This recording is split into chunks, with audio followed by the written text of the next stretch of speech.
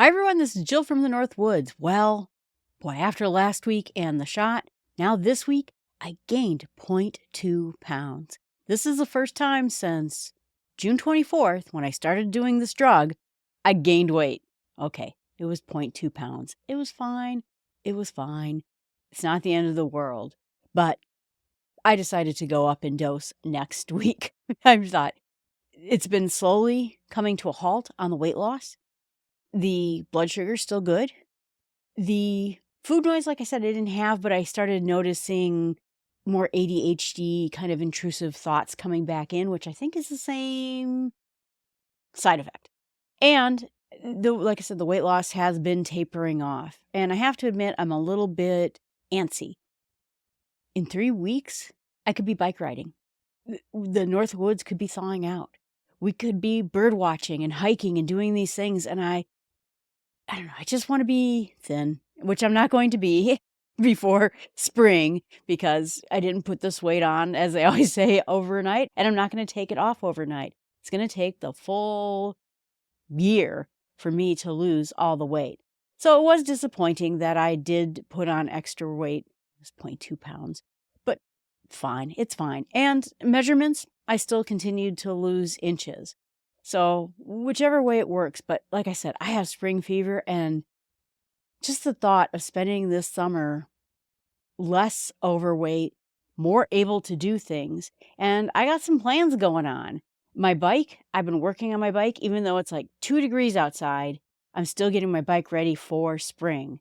And I have a plan of how I'm going to make sure I go biking.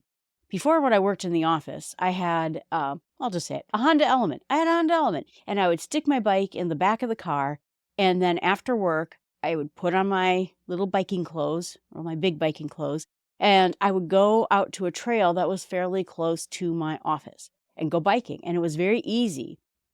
What is different for me now is I work for a company 3,000 miles away, so I don't leave home. And then it just gets easy at the end of the day. Just go, oh, I'm tired. I got this podcast thing to do. I got a bunch of stuff to get done.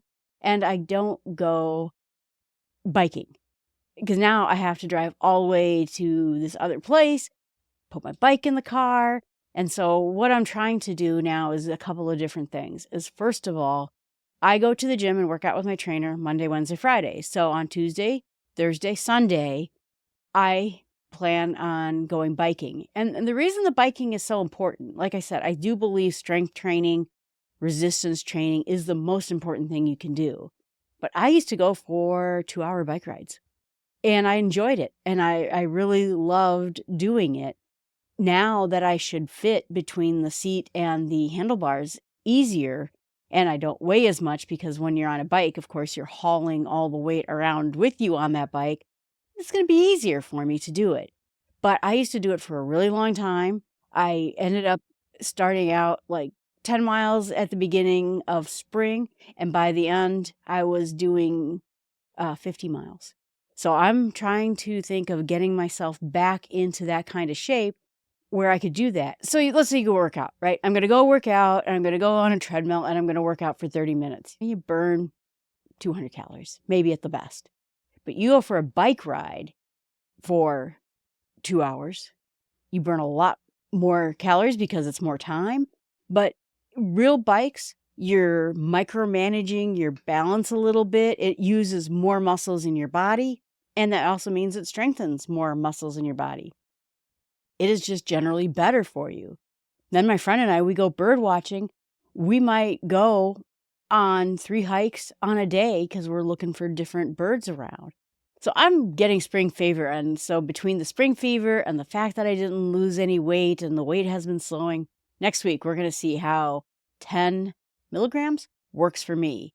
But anyway, we'll see how that goes. I'm excited though. I have the worst spring fever right now. I just can't even tell you. So now I wanted to talk a little bit about the difference between systems and goals. I did a podcast about this in Start with Small Steps.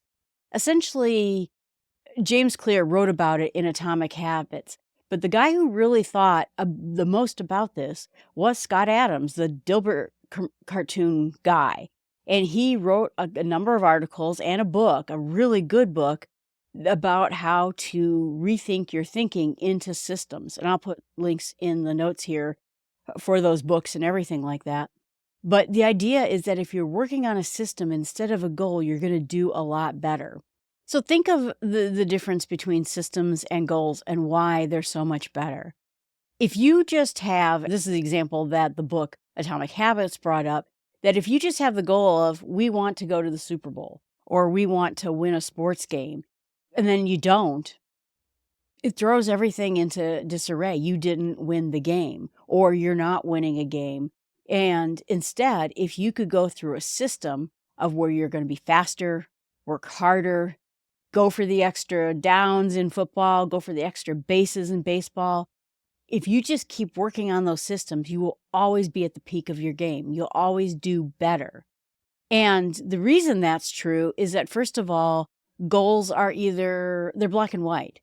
Like today, my goals have been to lose weight. I hoped initially my goals would be to lose 1.5 pounds a week. Now I gained 0.2 pounds. I think that I gained 0.2 pounds just so I'd have a good example of talking about why systems are better than goals.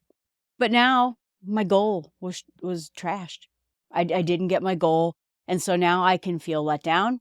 I can feel like I'm not winning my goals over. I can feel like I'm not doing very well. But when you have a system in place and you keep working the system, you never get to that point. The problem with goals is that we go around and we talk to people, like at work, and you say, "Oh, Sally, you look great. What have you been doing?" "Oh, I did this really great diet and I lost all this weight." And it's all about the goal and instead of the system. It is because when we talk to people, we all talk in terms of goals. "Oh, I had the goal to save $1,000 so I could go on a cruise. I had the goal of losing 20 pounds. Then what happens is that when you also get that goal, you're done. So now you can create new goals. You can keep doing it. But there is this real tendency, and I had this too. When I'd lose weight in the past, I'd say, "Oh, I want to lose 50 pounds, lose 50 pounds." And then I'd be like, "Okay, I need a little break from this whole diet thing." And then I'd put the weight back on while I was on my break from my goals. But when you have systems in place, they are ongoing. It's all about continuous improvement. It's not about the set thing that you're hoping to get. And part of it too is that when you set a goal, it's about something for a moment. So let's say I'm going to have a gigantic spring party at my house. So I'm going to straighten up my house, make it look really nice so that it looks great for that party. But then when the party's over with, it's over with. My house can go back to being a mess. And really, I just sort of did something temporary for one sort of instance in my life. But systems are about having a thing in place where you can continuously improve your life. So if I have a system where I keep my house clean, now I'm not cleaning up for this party I'm going to have in spring. The house is just generally clean. And then the other part of it is that goals tend to make you feel, and this is the part in Atomic Habits, it tends to make you feel unhappy because, "Sorry, Sally, I can't eat that cake. I'm on a diet." And so now you feel, I could have had a really good piece of cake, but now I can't. Or I can't take anything into my house. My house must stay clean because I'm having this party coming up in spring. And so you're restricting yourself in a way that's probably not helping you very much and also making you just mentally tired, mentally unhappy. And then you're just miserable about the whole situations. The problem is that when you go with systems, it's about continuous progress. It's about making improvements. It's about slow, steady change. And it's about committing to a process as compared to committing to, "Sorry, Sally, I can't eat this piece of cake." Part of it too is that systems are very rigid. I am going to go on this diet and I'm not going to eat any carbs with added sugar for the next 6 months while I'm losing this weight. It's very rigid. And when you don't have your goals, "I'm going to lose 50 pounds and it's taking longer than you think." Now you're kind of miserable about it because you have this very set stationary goal. A little bit like how I wanted to be thin before spring happens, and now I'm not. And in fact, I put on 0.2 pounds. This is the worst of all worlds. So it's just rigid. It's just makes you unhappy. And so instead, what you want to do when you're trying to create systems instead of goals, think about it as I want to finish. You get into those reading things. Well, I want to finish 50 books this year. Instead, I want to read for 20 minutes every day. Instead of me saying, I want to lose weight, as I talked about last week, weight is such one of those big umbrella terms. There's a million reasons why we don't lose weight. Part of them has to do with Mounjaro and what it fixes, which is the metabolic syndrome. Part of it is not enough exercise. Part of it is what you put in your mouth. Part of it is how good is the food? What's the quality of the food you're putting in your mouth? And so there's so many complicated things. And if you just go and say, I want to lose 50 pounds, boy, there's a whole big mess of things in there. But instead, what you do is you come up with a system. And so this is my system. I'm going to eat 80 grams of protein every day. I'm going to eat 25 grams of fiber every day. I am going to drink 96 ounces of water every day. I am going to get in at least 1,000, 1,200 calories a day. I am going to exercise 30 minutes every day. And on the weekends, not right now, but when it gets nice outside, I'm going to go for at least one extended outdoor event every week. So that might be a longer hike. That might be going for that bike ride. It might be anything that gets me outside, moving more than I would just sitting here like a lump. So that's my system. And then I don't pay attention. I mean, I do because I come up with a placard on every one of these episodes of how much weight I lost. That is primarily because I'm taking a medication that helps with this. But my normal day in and day out is I just follow these rules that I've set up for myself, and I follow those. I just follow the rules, and I go and focus on those. Or think about it, I want to save $1,000 because I want to go on a cruise. I don't, but let's say I did. Instead of that, what if I just said, you know what? $200 is going to come out every paycheck or something like that. Now I'm not paying attention to it. Automatically, money is being taken out of the system. The system is working to help me get to that point. Because what happens if I don't take the cruise? Or what happens if the cruise goes up in money? Now that I have a system, I have a plan in place that's ongoing, flexible. So maybe I'm not going to go on the cruise. Maybe instead, I'm going to go take a hiking trip in Spain. We have the ability to be flexible with this. Same thing with my exercise plan is that I live in a place that has nasty winters. So my plan is flexible. If I just said I'm going to lose 50 pounds and I'm going to do this, I'm going to eat 1,000 calories a day and I'm just going to lose 50 pounds, quite honestly, it is harder for me to lose pounds in wintertime than summertime. One, because I love warm food, and that tends to be higher fat, higher calorie food in wintertime.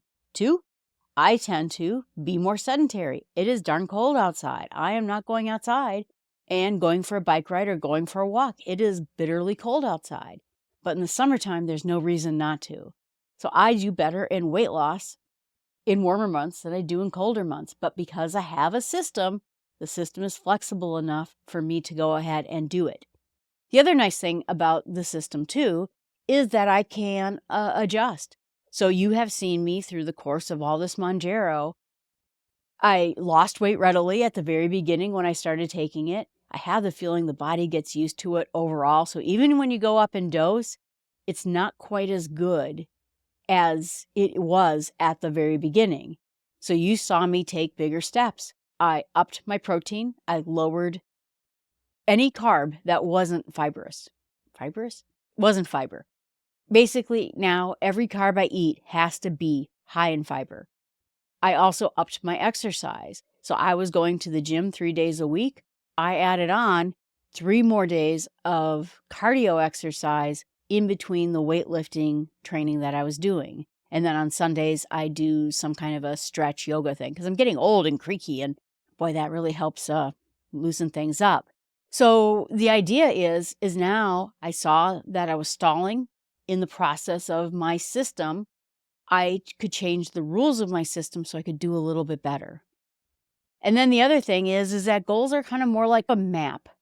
So let's say I'm going on a hike. I'm going outside and I look at the map, and the map says, walk on this path until you get to this place where it goes from to the left and to the right, where the trail splits. Oh no, now there's a big pool of water because it rained last night in the middle of my trail. If I'm dedicatedly following this map that I've dedicated myself to, I say I can't walk. So what do? Just turn around.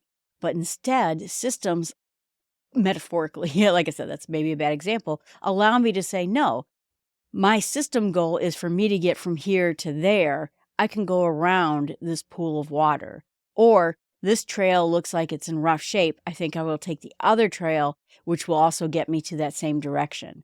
It's, like I said, more like a compass and less like a map that you're reading and following dedicatedly. And so, in a sense, these systems will help you be more flexible, will help you do it. And like I said, James Clear wrote about it in his book. Scott Adams wrote it in another book. Both of those links are going to be in the notes here. They're both very good books. In fact, I really loved that Scott Adams book. It's one of those things that turned my life around so that I was working in systems instead of goals. Same thing, like, look, I had problems. I'm not a very good writer. I'll just say it that way. I am not a good writer. I'm a talker, not a writer. But to be a successful person at work, you have to be a decent writer. So what I did is, you can say, I have a goal to become a better writer. I don't know what that looks like, so that people don't laugh at what I write, so they don't come to me and say, what was it you were trying to say? So what I did is I decided that I was going to take one class through the University Extension, which I did. Then I started taking other writing classes through books that I have, where it has you go through certain exercises. And then I spent every day making sure that I wrote things down. I'm still not the world's best writer, but I'm decent enough where no one ever complains about my writing at work or anything else like that. So you can overcome these issues with systems. There's all sorts of different systems out there, like I said, that you can think about doing that will help you. That Scott Adams book, like I said, really explained to me how to make this a part of my life. The James Clear book was very good too, because it explained why it works. But I did find that the Scott Adams book was even better and helped me live this as part of my life. That's what we're here to. What I'm doing now, my next plan, is I'm trying to figure out what my system is going to look like when I'm done with this diet. So in about a year, I'm going to, through Mounjaro, probably get pretty close to, I'm hoping, my goal weight. Like I said, a weight I have never been at. So I don't really know what the weight is. I have a target weight, which I think will be approximately the right weight. What happens the next day? I assume for a little while, I'm going to be on Mounjaro.